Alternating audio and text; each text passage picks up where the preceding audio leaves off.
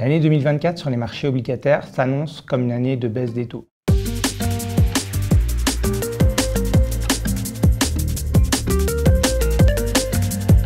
La Fed l'a clairement signalé dans son dernier communiqué et on prévoit plusieurs baisses des taux sur la deuxième partie de l'année 2024 principalement. La BCE devrait emboîter le pas de la Fed. Ceci étant, pendant les premiers mois de l'année, les instruments monétaires, les fonds monétaires présentent encore un intérêt puisque les baisses de taux mettront un petit peu de temps à se matérialiser. Il y a une deuxième force de rappel sur les marchés obligataires qui tient aux besoins de financement des États.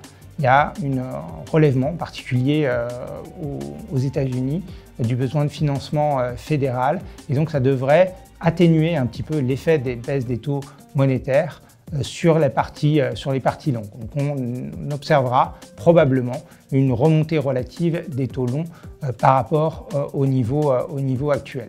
Sur le marché du crédit, on reste assez constructif, c'est-à-dire qu'on a des opportunités, les taux de rendement sont de l'ordre de 4%, c'est-à-dire des niveaux assez élevés par rapport aux 15 dernières années. Et pour ce qui est de la partie high yield, la partie la plus spéculative du marché du crédit, on a des taux de défaut qui restent relativement contenus, qui offrent là aussi des opportunités compte tenu des niveaux de spread. Pour finir, sur la dette émergente, on est là aussi dans un environnement relativement constructif.